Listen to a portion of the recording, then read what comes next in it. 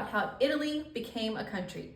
In the early 1800s, Italy actually wasn't a country. It was a bunch of city-states divided all up through the peninsula, most of which was controlled by the country of Austria. Well, some people in this area thought it would be really awesome if Italy was a unified country. More so, they wanted it to be a republic that was ran by the people, kind of like how America had and France had been fighting for. So they would meet together in these little secret groups and try to form a plan as to how they can make this happen. One of the more popular groups was the Carbonari.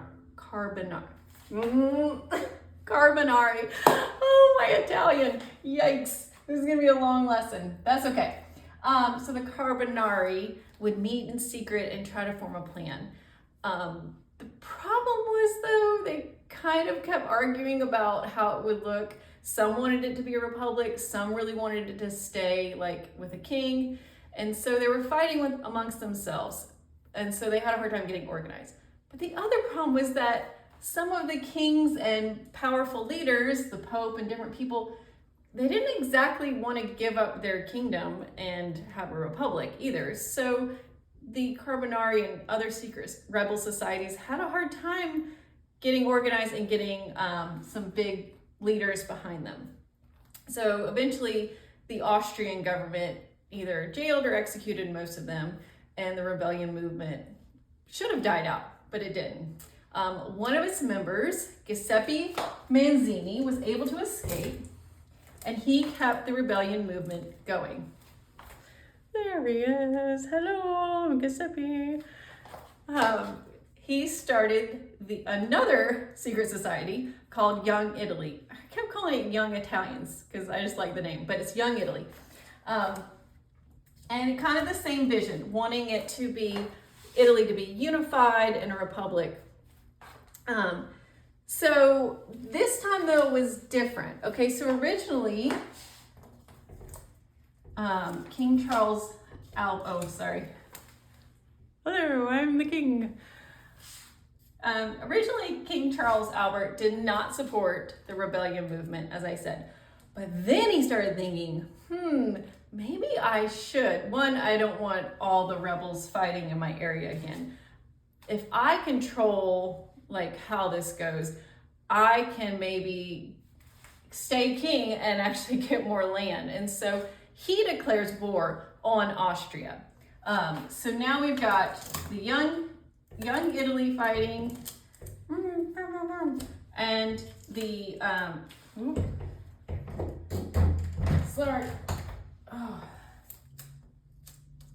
King Charles Albert's group fighting.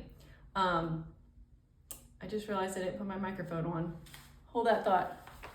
Okay, test. Hopefully that's better. Okay, so now they're at war with Austria. And actually, it starts off pretty good, but it doesn't take very long for Austria to take over and take over and beat them up. So they aren't doing so good. In fact, they do so badly that he has to give his throne up to his son, Victor Emmanuel. Nope, not him. Oh, you guys, this is so good. His son, Victor Emmanuel II. Look at the mustache. It's so glorious. You know how hard that was to cut out. Thankfully, his son does continue the push toward unification. Also joining Manzini was another Giuseppe Garibaldi. Oh, my Italian's so bad. I'm so sorry. Hi, Giuseppe. Hey, Giuseppe. I'll just put him up here. Okay, so we've got the rebels. We now have Victor Emmanuel, who's the new king, and we're all fighting. Okay, let's see. I'm going to lose my place. All right, so the fighting is going to be spreading throughout the peninsula. So it goes as far north as Venice. I'm going to tell you, there's something really good with that one.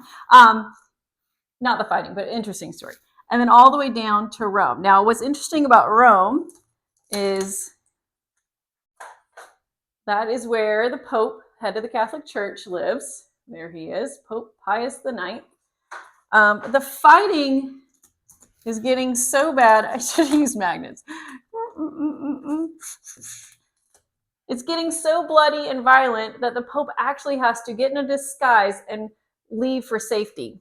So he comes down here. Right now, if you look at a map, currently this is Sicily, but at the time there was two Sicilies, here and here. So he comes down here for safety.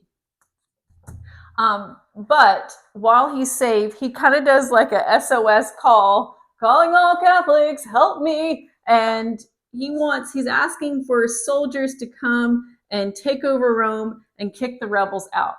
And France answers that call and comes over to Rome. And they're like, this is going to be easy. We've got guns and all these are just a bunch of ragtag rebels. Well, they were in for it because those rebels, maybe ragtag, but they were fighting. I mean, people that didn't have guns were clawing and biting and doing whatever they had to. Like, they were not giving up the city easily. The French did take Rome back, but they said it was like fighting wild animals. And so that fighting is happening throughout. And then up north in Venice, I thought this was so interesting. Let me make sure I didn't skip anything. It's so many notes today. Okay, if you've probably seen pictures of Venice. Venice is like with the gondolas and the streets are like, like little canals and stuff like that. That's Venice. And so they had actually, what I read, won their independence briefly, and Austria wanted them back. So Austria has their areas surrounded, and it looks here like it's all like solid land behind them, but on a map it looked like more like islands and stuff like that. But anyway, either way, Austrian has them like in a bad situation, trying to get them to surrender. But because of the way Venice is and the shallow waters, it's hard for them to get like actually on the land of Venice, or like the city part. And so they had this great idea to launch bombs on giant hot air balloons. I mean, some were filled with hot air, some were filled with hydrogen. But these were like big, really big. Some of them said were 16 feet. So this is not even maybe 5 feet. So like 3 of these wide. So 16, and some said they were even bigger than that. So these giant hot air balloons, and then they tied bombs to them, and like 200 of them. And so they're on the boats, and then they wait for the wind to blow toward the city. And when the wind was just right, they were going to launch all of the balloons, and it was on a timer, and then the balloon would explode, and then the bomb would drop on the city. That was the idea. And you can imagine being in Venice and looking and seeing 200 bomb balloons coming toward your city. But then the wind shifted and the balloons all started coming back to the Austrians and blowing up over them. And so the people would like shout every time one blew up and all. Can you imagine the Austrians being like, oh no, go back, go back. I'm only laughing because nobody was hurt and there was no damage. But I think they said like it kind of still got into the people of Venice. It still kind of scared them, and they were still being surrounded, so they did surrender. So France gets Rome back. The rebellion is losing, and Austria takes back all of its territories, and that kind of seems like you would think that's it. But these Italians do not give up. Okay, so these guys with Austria coming in go. I think he goes to USA. Pretty sure he goes to USA. Ah! Oh my gosh, he's back here. I want to say London. I know Switzerland at one point, but we're just going to put him up here for now. He goes to USA. Austria's back. This guy goes back, combs his mustache. Pope goes back. It seems like everything is all back to normal. But 10 years goes by, and something sneaky happens. Victor Emmanuel contacts Napoleon not like the Napoleon you're probably thinking of, but his nephew, who then becomes leader, calls him up and says, hey, if you help me fight the Austrians, so switch sides, help me now, I'll give you some of my land. And it was like a little chunky chunk right here and a little chunky chunk right there. And so Napoleon's like, all right. So they come over to fight the Austrians. And it's like, woohoo! And then they're like, we're back, baby! Come on! Everyone's fighting again. But again, it starts going badly. So badly that after a year, France is like, yeah, no, I'm out. See ya. Sorry. Deal's off.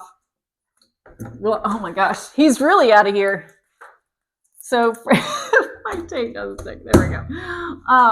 He's like, we're out of here. It's not worth it. 2 people are dying. He's like, man. And they still get the land too. So anyway, so that does not go well. And so you think that's it. But no, they keep going.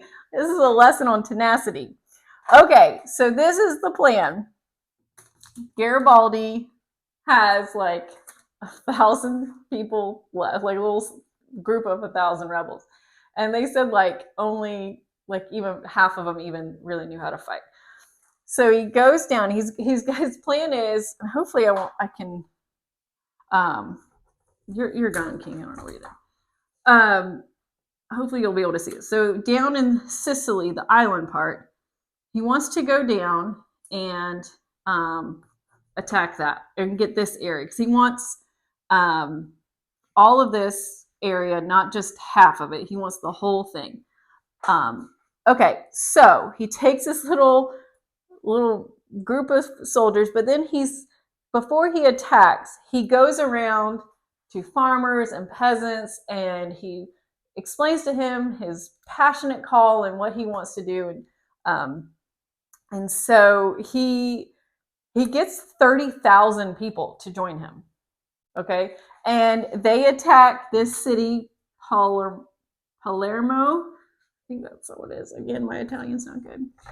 And they win. They win the big battle. Woo, we won one! And then they go to one more battle. It's at a river. Oh gosh, my Italian's so bad. I don't want to do it again. Volturno River. Sorry. And they won that too. And then that's it. They win the whole thing. Austria, the Bourbon Empire, all of it. They get the whole thing. And Victor Emmanuel comes down. Salute the king. They did it. Italy is now a country. Now, it's not a republic like they wanted to, but it will eventually be a republic. But for now, it's unified and free of Austria, free of King Ferdinand, and they did it. So, your homework, I don't always give homework, but my homework's usually fun. Your homework is to sometime this week go eat pizza or pasta or something Italian and remember how Italy came to be. Thanks, guys.